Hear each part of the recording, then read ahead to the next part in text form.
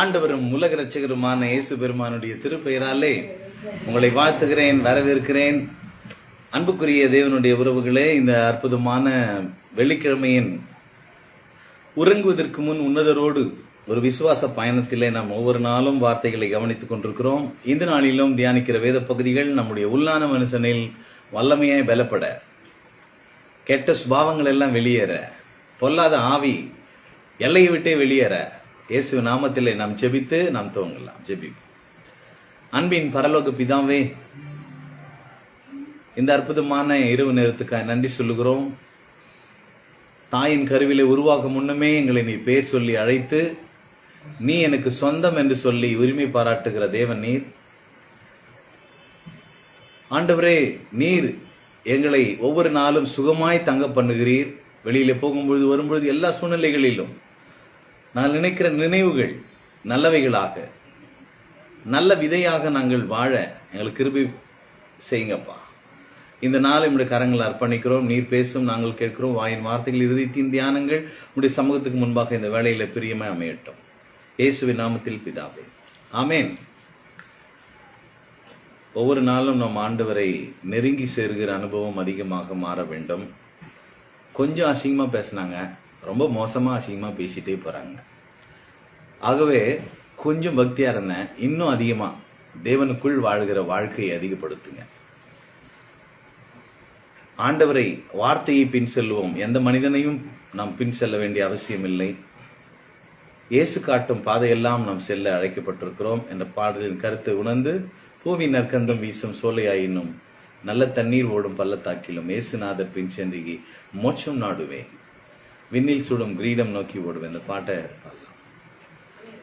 பூவின் நற்கந்தம் வீசும் சோலையாயினும் நல்ல தண்ணீர் ஓடும் பள்ளத்தாக்கிலேயும் இயேசுநாதர் பின் சென்றே மோட்சம் நாடுவேன், விண்ணில் சுடும் கிரீடம் நோக்கி ஓடுவேன். பின் செல்வேனே மீட்பர் பின் செல்வேனே, எங்கேயும் எப்போதும் பின்னே செல்லுவேன். பின் செல்கின்றேன், மீட்பர் பின் செல்கின்றேன், இயேசு காட்டும் பாதை எல்லாம் செல்லுகிறேன். கார்மேகம் மேலே மூடும் பள்ளமெங்கிலும், காற்றகோரமாக மோதும் ஸ்தானத்திலும் இயேசு பாதை காட்ட சற்றும் மஞ்சவே மாட்டேன். இரட்சகர் கை தாங்க தைரியம் கொள்ளுகிறேன். பின் செல்கிறேன், மீட்பர் பின் செல்கிறேன், எங்கேயும் எப்போதும் பின்னே செல்கிறேன். பின் செல்கின்றேன், மீட்பர் பின் செல்கின்றேன், இயேசு காட்டும் பாதை எல்லாம் செல்லுகிறேன். நாள்தோறும் இயேசுவை நான் கிட்டி சேருகிறேன். மேடானாலும் காடானாலும் பின்னே செல்லுகிறேன். மீட்பர் என்னை மோசமின்றி சுகமே காக்க, விண்ணில் தாசரோடு சேர்ந்து வாழ்விப்பார். பின் செல்வேனே, மீட்பர் பின் செல்வேன், எங்கேயும் எப்போதும் பின்னே செல்லுகிறேன். பின் செல்கிறேன், மீட்பர் பின் செல்கின்றேன், இயேசு காட்டும் பாதை எல்லாம் செல்லுகிறேன். பிரசன்ட் கண்டினியூஸ்ல பாடினாதான் பாட்டோட நிறைவு இருக்கும். இது எல்லாமே பாஸ்ட் டென்ஸ்ல எழுதி இருக்கிறாங்க. நாடுவேன், செல்லுவேன், கொல்லுவேன், காப்பார், வாழ்விப்பார். இன்னைக்கு காக்கிறாரா இல்லையா? இன்னைக்கு வாழ வச்சுக்கிறாரா இல்லையா? அதனால பிரசன்ட்ல நம்ம பாடி தேவநாமத்தை மகிமைப்படுத்தி, அதுதான் விசுவாச அறிக்கை. எதிர்காலத்துல நடக்கிறத இந்த காலத்திலேயே நடந்ததா நினைச்சு அதை நம்பி அதை பேசுறதா விசுவாசம். அன்புக்குரியவர்களே, நாம் தொடர் போதனைக்கு நாம் கடன் செல்லலாம். மத்தேயு நற்செய்தி நூல் 4ஆம் அதிகாரம் 17வது வசனத்தை மையமாக கொண்டு நாம் பார்த்து வருகிறோம். இயேசு கிறிஸ்து பேசின முதல் பிரசங்கம், மனம் திரும்புங்கள், பரலோக ராஜ்யம் சமீபித்திருக்கிறது என்று பிரசங்கிக்க தொடங்கினார். மனம் திரும்புங்கள், பரலோக ராஜ்யம் சமீபித்திருக்கிறது என்று பிரசங்கிக்க தொடங்கினார். மனம் திரும்புதலை, மனதை குறித்து அநேக காரியங்களை நாம் பார்த்தோம். இப்போது பரலோக ராஜ்யத்தை குறித்து நாம் பார்த்து வருகிறோம். நல்ல விதையை விதைக்கிற விதைக்கு ஒப்பா இருக்கிறது பரலோக ராஜ்யம். அப்ப பரலோக ராஜ்யம் உங்களுக்கு நமக்குள்ளே தேவ ராஜ்யம். நம்ம ஒரு நாளிலே எப்படி கிடந்தோம்? கொலோசியர் 1:12-13 சொல்லுகிறது, இருளின் அதிகாரத்தில் இருந்தோம், பாவத்தில் செத்து கிடந்தோம், அக்கிரமங்களிலும் பாவம். எபேசியர் 2ஆம் அதிகாரத்துல சொல்றாரு, அக்கிரமங்களிலும் பாவங்களிலும் செத்து கிடந்த நம்மை அன்பு கூர்ந்து நம்முடைய பாவங்கள நம்மை கழுவி நம்மை எல்லாம் ராஜாக்களாக ஆசாரியர்களாக மாற்றி அமைத்திருக்கிற ஒரு புது உடன்படிக்கையின் கீழே நம்ம வாழ்கிறோம். இதை நம்ம புரியணும். அப்போ ராஜ்யம் இந்த உலகத்தை ஸ்தாபிக்கவே இயேசு இந்த உலகத்துக்கு வந்தார். இழந்து போன அதிகாரம் என்னன்னு அப்படின்னா, ஆதியாகமம் 1ஆம் அதிகாரம் 28வது வசனத்துல வாசிங்க. மனிதனுக்கு தேவன் கொடுத்த 5 அதிகாரங்கள் என்னென்ன? பின்பு தேவன் அவர்களை நோக்கி நீங்கள் பலுகி பெருகி, பலுகி ஒன்னா கூட்டுங்க, பலுகி முதல்ல பலுகணும், பலுகி இரண்டாவது பெருகணும், பூமியை நிரப்பணும், அடுத்தது அதை கண்ட்ரோல் பண்ணணும், அது சமுத்திரத்தின் மச்சங்களை, ஆகாயத்து பறவைகள் எல்லாவற்றையும் ஆண்டு கொள்ளுங்கள். அதிகாரத்தை ஆண்டு கொள்ளுகிற அதிகாரம் மொத்தம் 5. பலுகி பெருகி நிரப்பி கீழ்ப்படுத்தி அதிகாரத்தை பயன்படுத்தணும். ஆனா இந்த நோவா காலத்துக்கு பிறகு என்ன நடந்ததுன்னு பாருங்க வேதத்துல. அப்போ ஆண்டவர் என்ன சொல்றாரு? 6ஆம் அதிகாரமா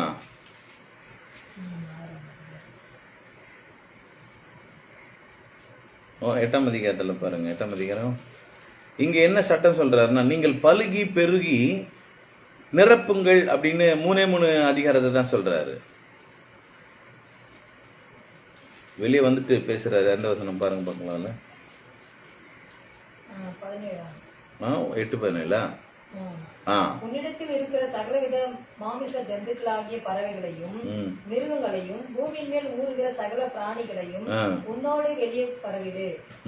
அவைகள் பூமியில திரளாய் வர்த்தித்து பூமியின் மேல் பலுகி பெருகி கடவுது. அவ்வளவுதான். பலுகி பெருகி நிரப்புறது 3 அதிகாரம் மட்டும்தான். மீதி என்னென்ன இல்ல. கீழ்ப்படுத்தல அதிகாரத்தை விட்டுட்டான். இது யார் பண்ணதுன்னா ஆதாம. பாவ துரோகம் பண்ண ஆண்டவருக்கு. பலுகி பெருகி அவ்வளவுதான். 3 தான். ஏன்னா கீழ்ப்படிதல். அன்றைக்கு கீழ்ப்படுத்து நமக்கு கீழே எல்லாரையும் கண்ட்ரோல் பண்றதுக்கு தான் தேவன் நமக்கு அதிகாரம் கொடுத்தார் ஆதாமுக்கு. ஆனா இவனை பார்த்து எல்லாம் பயந்தாங்க. இப்ப இவன் பார்த்து பயந்து ஓடி ஒளிஞ்சான். காரணம் என்ன தெரியுமா? தேவனை விசுவாசிக்காம பிசாசனுடைய வார்த்தையை அவன் நம்பினான்.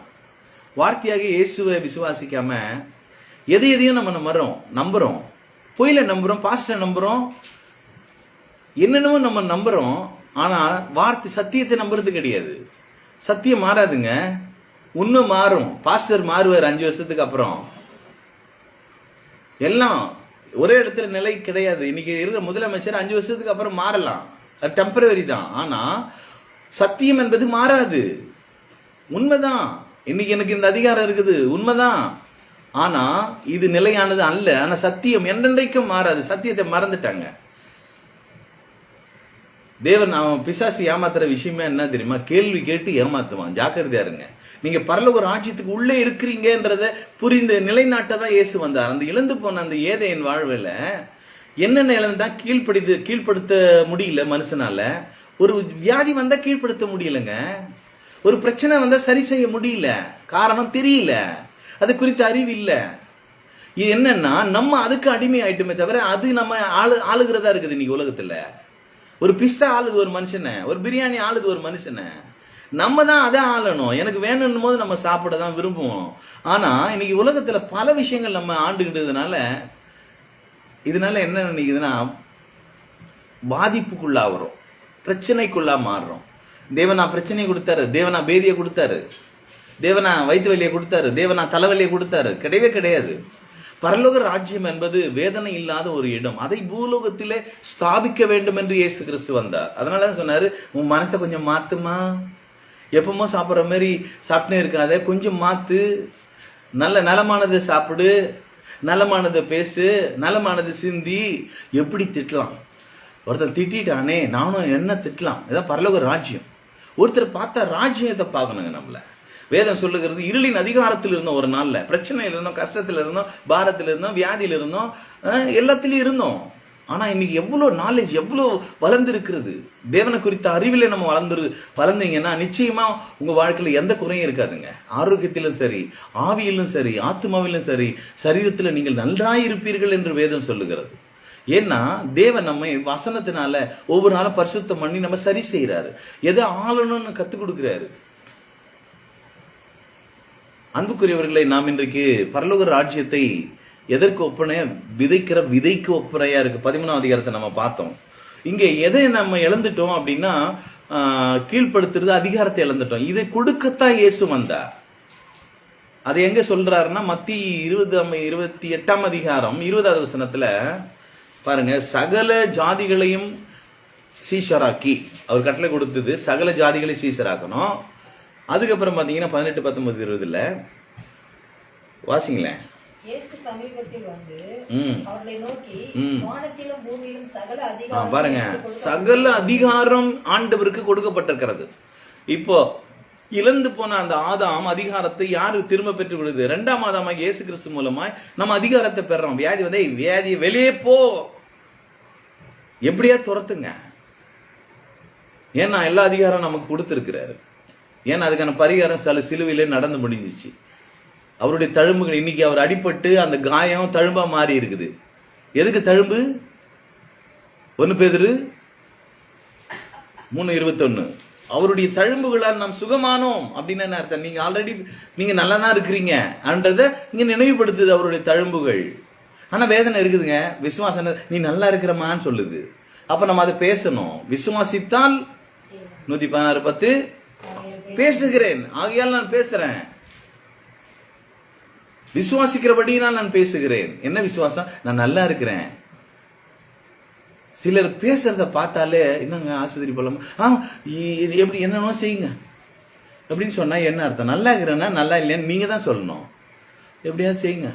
அங்க போய் செலவு பண்ணி ஐயோ மாத்திரை குத்துட்டான், இன்னும் சரியாகல. இன்னைக்கு தேவனுடைய ராஜ்யம் நம்முடைய செயல்கள், நம்முடைய ஒவ்வொரு அனுதின வாழ்க்கையிலே நாம் செய்ய வேண்டிய ஒன்றாக இருக்கிறது. நல்ல விதை, நல்ல விதை நல்லதை மட்டும்தான் யோசிக்கும், நல்லதை மட்டும்தான் சிந்திக்கும். ஒரு விதையில எத்தனை மரம் இருக்குது தெரியுங்களா? தோட்டமே இருக்குது, தோப்பே இருக்குது, காடே இருக்குது. அப்ப நமக்குள்ள என்ன இருக்குது? ஒரே ஒரு விதை தான். நம்ம நான் யோசித்தேன், ஒன்னு ஆண்டு சொல்ற அந்த விதை பற்றி ஓமையில சொல்லும் போது, ஒன்னு நம்ம எப்படி சொல்லுவோம்? 30, 60, 100 சொல்லுவோம். ஆனா ஆண்டவர் எப்படி சொல்றாரு? 100, 60, 30. அப்போ ஒரு விதை, ஒரு வசனத்தில, ஒரு விதையில 100 பலன், 100 ஆசீர்வாதங்கள் கிடைக்குதான். அதனாலதான் நான் நினைக்கிறேன், ஒரே வசனத்தில் எத்தனை பேர் என்னென்ன வியாக்கியானம், என்ன சத்தியம் பேசிட்டு இருக்கிறோம். பல காரியங்கள் வெளிப்பட்டு கொண்டே இருக்குது. அந்தந்த காலகட்டத்தில் தேவன் நமக்கு அற்புதமா நடத்தி கொண்டே இருக்கிறார். அவருடைய வார்த்தைக்கு அழிவே கிடையாதுங்க. அது 1 போனா 99 இருக்குது. அது ஒண்ணுதான் தேவன் தேடி வந்தார். இழந்து போனதை ரட்சிக்கவும் தேடவும் வந்தார். அவர் தேடி வந்தாரு. எதை இழந்துட்டோம்? இப்ப வாசித்தோம் இல்லையா? அதிகாரத்தை இழந்துட்டோம், கீழ்ப்படுத்துறதை இழந்துட்டோம். எபேசியர் 1ஆம் அதிகாரம் கடைசி வசனம் சொல்றாரு, எல்லாவற்றையும் அவர்களுடைய பாதங்களுக்கு கீழ்ப்படுத்தி. இனி இயேசு கிறிஸ்து மூலமா நமக்கு என்ன நடந்தது? எல்லா பிசாசும் என் காலு கீழே மிதிச்சு இருக்கிறோம். எல்லாவற்றையும் எல்லாவற்றாலும் நிரப்புகிற நிறைவான சரீரமாகிய அவருக்கு எனக்கு அவர் தலையாக இருக்கிறார். அப்போ இந்த நிலையை நாம் புரியணும். அதுதான் பரலோக ராஜ்யம். இந்த உலகத்துல பரலோக ராஜ்யத்தை நிலைநாட்டதாங்க இயேசு வந்தார். என்ன சில சொல்லுவாங்க, கிறிஸ்தவங்களும் இந்த உலகம் பாடுதான் பிரதர், கஷ்டம் தான் பிரதர், வேதனை தான் பிரதர், வியாதி தான் பிரதர். சில பாத்தீங்கன்னா, ஆண்டவரே வியாதி குடும்பம் ஆண்டவரே. போன வாரம் ஒரு பாஸ்டர் செத்துட்டாரு. சிபிஎம் உபவாசம். என்ன ரீசன் தெரியல. சரீரத்தை சின்ன வயசு தான். ஏன்னா அவருனால அடிக்கடி அவர் உபவாசம் பண்றவர். அப்போ எதனா ஒண்ணுன்னா அதுதான் ஞாபகம் வருது. வாரத்துல 1 முறை 2 முறை போதும், உடம்பு ரொம்ப ஆரோக்கியமா இருக்கும். பசி எடுத்தா சாப்பிடுங்க, பசி எடுக்கலன்னா சாப்பிட வேணாம். பரலோக ராஜ்யமே அதுதான். பரலோக ராஜ்யம் நல்ல நல்ல நல்ல பாடி வச்சுக்கோங்க, நல்ல நல்ல நிலையில இருப்பீங்க. நீங்க வெல்த்ல, ஹெல்த்ல, ரிலேஷன்ஷிப்ல நல்லா இருப்பீங்க. அதான் நல்ல வித. 10 பேர் மாறணும்னு நினைக்கிறோம், நம்ம ஒரு ஆள் மாறினா போதும். ஒரு ஆள் மூலியமா எத்தனை வரும்? 100. அதுதான் பரலோக ராஜ்யம். நேற்று நம்ம பார்த்த 13ஆம் அதிகாரத்துல 24-30 வரைக்கும் நல்ல விதையை விதைத்த விதைக்கு ஒப்பா இருக்கிறது. வீட்டு எஜமான் கேட்கிறான், என்ன ஆண்டவரே, நல்ல விதையை தானே நீங்க விதைச்சிட்டு போனீங்க, ஆனா களை முளைச்சிருக்குதே. அது கூட வரும், விட்டுடுங்க. பிரச்சனை வேற கண்டுக்காதீங்க. தலைவலி வருதா கண்டுக்காதீங்க. அது வந்த மாதிரியே போயிடும். ஆனா நம்ம என்ன பண்றோம், அதை பெருசாக்கி அதுக்கு ட்ரீட்மெண்ட் பண்ணி அதுக்கு கவனிச்சிங்களான்னு எல்லாரையும் பார்த்து, என்னை யாரும் கவனிக்கலையே, நான் அவ்வளவுதானா. எங்க தலைவலி வந்தெல்லாம் எல்லாமே அந்த பழைய பாட்டுலாம் சின்ன சின்ன காரியங்கள். இன்னைக்கு ஹெல்த் நிறைய இல்லாதனால இஷ்யூ நிறைய வருது. அப்ப நம்ம பரலோக வாழ்வை இந்த பூலோகத்திலே வாழ்வதற்கு தேவன் ஆரோக்கியமான உபதேசங்களை கொடுத்திருக்கிறார். முதல்ல ஆரோக்கியமான உபதேசம், டேப்லெட் போடுங்க. தேவனுடைய வார்த்தை ஒவ்வொன்றும் மருந்தார், ஔஷதமா இருக்குது. 103:20 சொல்லுது, அவர் தமது வசனத்தை அனுப்பி அவர்களை சுகமாக்குறாராம். அப்ப என்னங்க அது? வசனத்தை அனுப்பினா இன்னைக்கு மருந்து போட்டாதான் சுகமாகும் நம்ம நினைக்கிறோம். வசனத்தை அனுப்பி வசனமே சுகமாக்குமா? அப்போ பிரச்சனை வந்தா என்ன பண்ணணும்? வசனத்தை பேசணும். கஷ்டம் வந்தா வசனத்தை தியானிங்க. ஆனா கஷ்டம்தான், பழகுங்க. நீதியின் வசனத்திலே நாம் பழக்கம் இல்லாததுனாலதான் சீர்படாம, ஸ்திரப்படாம, பலப்படாம நம்ம இருக்கிறோம். அதே 13ஆம் அதிகாரத்துல அடுத்த பரலோக ராஜ்யம் எப்படிப்பட்டது என்று நீங்கள் பாத்தீங்கன்னா 13:31 சொல்றாரு. எல்லாரும் கேட்ட செய்திகள் தான். வேறொரு ஓமை அவர்களுக்கு சொன்னார், பரலோக ராஜ்யம் கடுகு விதைக்கு ஒப்பா இருக்கிறது. கடுகு விதைக்கு ஒப்பா இருக்கிறது. பாக்குறதுக்கு சிம்பிளா தான் இருக்கும், ஆனா அதுல விஷயம் இருக்குது. அந்த அளவு விசுவாசம் ஒரு இடத்துல எழுதுறாரு பவுல், எல்லாரிடத்திலும் இல்லையே விசுவாசம். அப்ப விசுவாசத்தை யார்தான் நமக்குள்ளே நாமே உருவாக்குறது இல்ல. விசுவாசம் கேட்டுட்டே இருக்கணும் நம்ம வசனங்கள், அவ்வளவுதான் நம்ம செய்ய வேண்டிய வேலை. கேட்க கேட்க என்ன வரும்? விசுவாசம் பெருகும். அதே மாதிரிதான் சுகத்தை பத்தி பேசிட்டே இருந்தீங்கன்னா சுகம் உங்களை ஆள ஆரம்பிக்கும். அதே மாதிரிதான் எல்லாம் நல்ல விஷயத்த பேசிட்டே இருக்கணும். நல்லவங்களா இருப்பீங்க நீங்க. சும்மா இருந்தா நம்ம என்ன பண்றோம்? யாரை பத்தியும் யோசிக்கிறோம். அவங்க யார் எப்படி போனா நமக்கு என்னங்க? நம்ம எப்படி போறோம்? நம்மளை மட்டும் நீங்க பாருங்க. நீங்க நம்மளை பார்க்கறதுக்கே நேரம் கிடையாது. பரலோக ராஜ்யம் நிறைய விஷயங்கள் இதே அதிகாரத்துல நிறைய சொல்றாரு. கடுகு விதைக்கு, கடுகு நான் தான் பெரிய ஆளு, சமையல்லையே நான் இல்லைன்னா எந்த சாம்பாரும் சரி இருக்காது அப்படின்னு நினைக்குமா? அது அப்படிலாம் கிடையாது. எல்லாமே ஒரு பகுதி தான். தேவன் அந்த அளவு விசுவாசம் இருந்தா போதும். நம்முடைய வாழ்க்கையில பல விஷயங்களை நீங்க ஜெயிச்சிடலாங்க. கடுகுல சின்ன விசுவாசம் இருந்தா உங்ககிட்ட. சில இடத்துல முரட்டு விசுவாசம் இருக்குது. இதெல்லாம் விசுவாசம் பாத்தீங்கன்னா எபிரேயர்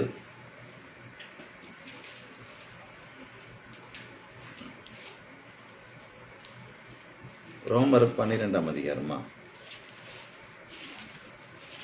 விசுவாசத்தை துவக்கிறவர் முடிக்கிறவர் அப்படின்னு ஒரு வசனம் பாருங்க. 12:1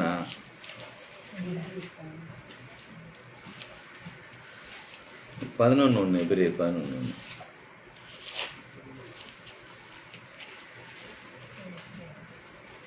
விசுவாசத்தை யார் தான் துவங்கிறது? ஆண்டவர் தான் துவக்கணும். நான் இந்த வசனத்தை படிச்சுட்டு ஒரு நாள் பார்த்தேன், அவரே துவக்கிறாரு அவரே முடிக்கிறாரு அப்படின்னு எழுதி வச்சுக்கிதேன்னு பார்த்தேன். ஆனா தப்பா வாசித்துட்டேன். அது பாருங்க, ஒரு முறை வாசிக்கலாம்.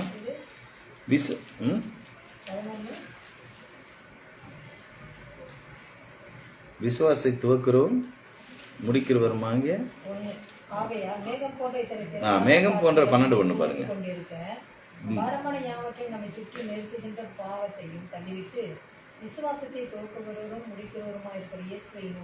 விசுவாசத்தை துவக்கிறவர் முடிக்கிறவர் போட்டுக்குதே. அப்போ முடிச்சிட்டு வர அவரு அப்படி கிடையாது. முடிக்கிறவர்னா நிறைவு செய்கிறவர் அப்படின்னு தமிழ் மொழிபெயர்ப்புல இருக்கும் பாருங்க.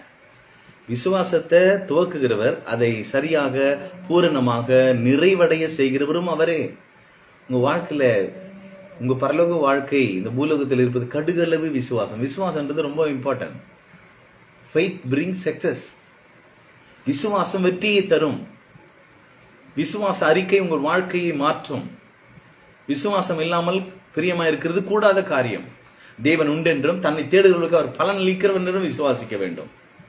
எதை கேட்டாலும் அவர் தருகிறார் என்று பெற்றுக்கொண்டதாக நாம் விசுவாசிக்கணும். தேவ சித்தப்படி நீங்க கேட்டு, இப்படி நிறைய வசனங்கள் இருக்குதுங்க விசுவாசத்தை பத்தி. விசுவாசிக்கிறவன் பதறான். விசுவாசித்தால் மகிமையை காண்பாய். விசுவாசித்தவளை நீ பாக்கியவதி, நீ வாழ்க, நீ நல்லா இருப்ப. ஆனா இன்னைக்கு நிறைய விசுவாசிங்க இருக்குது. விசுவாசிங்கன்னு நிறைய பேரை ஏமாத்துகிற கூட்டம் இருக்கிறது. ஜாக்கிரதையா இருங்க. தேவனுடைய விசுவாசம் என்ன விசுவாசம்? தேவனுடைய விசுவாசம் உடையவர்களாயிருங்கள். மார்க் 11:22, 23, 24 மலையை பார்த்து சொல்றாரு, அற்புதமா நீ சந்தேகப்படாமல் விசுவாசித்து இருக்கிற வேதனையை வெளியே போன்னு சொன்னீங்கன்னா அது நடக்கும். மலையை பார்த்து பேசினா மூவ் ஆகுமா, அது மாறுமா, பிரச்சனை மாறும் அப்படின்றாரு. பேசுங்க இயேசுவின் நாமத்துல. கடுகளவு விசுவாசம் கடுகுக்கு ஒப்பா இருக்கிறது. கடுகு அளவு தானே, கடுகை போய் பார்த்துன்னு கூடாது. அந்த அளவு சொல்றாரு. எவ்வளவு கண்ணுக்கு சின்னதா இருக்குது. ஒரு வசனத்துல சின்னதுல விசுவாசத்துல ஆரம்பிங்க, அது அப்படியே மல்டிப்ளை ஆயிட்டே இருக்கும். அது பெருகிக்கொண்டே இருக்கும் உங்க வாழ்க்கையில. வசனத்தை உட்காந்து தியானம் பண்ணுங்க. கடுகளவு விசுவாசம், கடுகளவு. அது என்ன? பரலோக ராஜ்யம் நமக்குள்ள இருக்குது. நம்ம தான் நல்ல விதை. நம்ம தான் கடுகளவு விசுவாசம் உள்ளவங்க. ஒரு மாட்டுக்கு தெரியாது, மனுஷனுக்காக இயேசு வரல. இல்லைன்னா அப்படிதான் பரிகாரம் ஆதியில நடந்தது. ஆனா இயேசு மனிதனா ஏன் வந்தாரு? ஒரு பரிசுத்தமான ரத்தம் சிந்தப்பட வேண்டும் என்பதற்காக தாயின் வயிற்றிலே மனிதனா நம்ம மாதிரி வரணுன்றதுக்காக மாம்சம் உடையவரா இந்த உலகத்துல ஒரு மனுஷனுடைய பாவம் மனுஷனால நீக்கணும்னு தான் இயேசு வந்தாரு. அப்படியே நேரம் வந்திருக்கலாமே, வந்தா நம்ப மாட்டான் யாரும். அப்ப நம்மை போல சோதிக்கப்பட்டு மனுஷனாகிய கிறிஸ்து இயேசு அவரே எழுதுறாரு எபேசியர்ல. மனுஷராகிய பிலிப்பியருக்கு எழுத நிருபத்திலும் எழுதுறாரு. மாம்சத்தில் வந்த இயேசு கிறிஸ்து அறிக்கை பண்ணாத எவனும் வந்து என்ன தேவனுடையவன் அல்ல. அந்த ஒரு 2 வசனம் வாசித்து நாம் ஜெபித்து முடிக்கலாம். 2 யோவான் 9:8. கிறிஸ்துவின் உபதேசத்திலே நிலைத்திராமல் மீறி நடக்கிற எவனும் தேவனை உடையவன் அல்ல. கிறிஸ்துவின் உபதேசம் நிலைத்திருவன் பிதாமை குமாரன் உடையவன். மாம்சத்தில் வந்த இயேசு கிறிஸ்துவை 7வது வசனம் பாருங்க. மாம்சத்தில் வந்த இயேசு கிறிஸ்துவை அறிக்கை பண்ணாத அநேக வஞ்சகர் உலகத்தில் இருக்க தோன்றி இருக்கிறார்கள். அப்படிப்பட்டவனை வஞ்சகனும் அந்தி கிறிஸ்துமா இருக்கிறான். இன்னும் அந்தி கிறிஸ்து வெளிப்படுவதற்கான எல்லா ஆயத்தங்களும் நடந்து கொண்டிருக்கிறது. அந்தி கிறிஸ்துனுடைய ஆவிகள் நிறைய இருக்குது. அது அன்னைக்கு இயேசு கிறிஸ்து காலத்திலே வந்துட்டுதா யோவான்ல எழுதுறாரு. இன்றைக்கும் இருக்கிறது அப்படின்னு சொல்லி. ஆனால் இன்னும் அந்தி கிறிஸ்து உருவாக்கி கொண்டிருக்கிறது. எல்லா சூழ்நிலைகளையும் ராஜ்யங்களெல்லாம் ஸ்தாபிக்கிறதுக்கு முன்பா நம்ம என்ன பண்ணோம்? பரலோகத்தை நம்ம அனுபவிக்க ஆரம்பிங்க. அதுக்கு தான் இயேசு வந்தாரு. இங்க பரலோகத்தை நீங்க பிராக்டிஸ் பண்ணிட்டீங்கன்னா நீங்க இந்த உலகத்துல தான் புதிய வானம் புதிய பூமி எல்லாம் இங்க தான். ஆண்டவர் அற்புதமா நம்மளை வச்சுதான் ஆள போறாரு. நம்ம தான் ஜட்ஜ்மெண்ட் பண்ண போறோம். நிறைய விஷயங்கள் இருக்குது. ஆக இது பரலோக ராஜ்யத்தின் ரகசியங்களை புரிந்து மனம் திரும்பி பரலோக வாழ்வை பெற்று அனுபவிகளாய் மாற வேண்டும் என்பதற்காகவே ஆண்டவர் அநேக ஊமைகள் மூலம் அந்த ராஜ்யத்தை ஸ்தாபிக்கத்தான் இயேசு வந்தார். இழந்து போன அந்த அதிகாரத்தை கொடுக்க வந்தார் என்பதை உணர்ந்து, எனக்கு அதிகாரம் வந்துருச்சு, இதை போய் கெஞ்சி கேட்காதீங்க. ஆண்டவரே இந்த வியாதியை துரத்துங்கப்பா, இயேசுவே நீர் ஒரு விஷயம் இறங்கும் ஆண்டவர். என்ன இறங்குறது? அவர் இறங்கிட்டாரு எல்லாம். இப்போ நம்ம தான் என்ன பண்ணோம்? எது வேணான்றதோ எது சரின்றதோ நம்ம தான் செலக்ட் பண்ணோம். நம்ம கிட்ட கொடுத்துட்டாரு அதிகாரத்தை. இன்னைக்கு நம்ம எதனா நம்ம டிவி சொல்லிச்சாங்க என்ன டெய்லி பார்க்கணும் சீரியல்னு, நம்ம தானே ஆன் பண்றோம், நம்ம தானே கண்ட்ரோல், நம்ம கண்ட்ரோல் தானே. அப்போ நீ நிறைய விஷயங்களை நம்ம கண்ட்ரோல் பண்றோம். நல்ல விஷயங்களை கண்ட்ரோல் பண்ணுங்க. பரலோக ராஜ்யம் உங்களுக்குள்ளே ஜெபிக்கலாம்.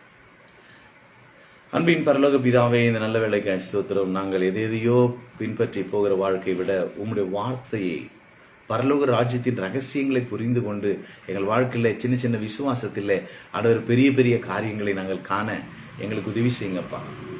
இந்த ஒருவேளை இதை பார்த்து கொண்டிருக்கிற வாழ்க்கையில கர்த்தாவே, வேதனை பிரச்சனைகள் மாறாதான், விசுவாசிக்கட்டும், அறிக்கையிடட்டும், அவைகள் அப்படியே உண்டாகட்டும். இயேசுவின் நாமத்தில் நீரே அவைகளை செய்கிறீர். இப்பொழுதே நாங்கள் சுகமா இருக்கிறோம்.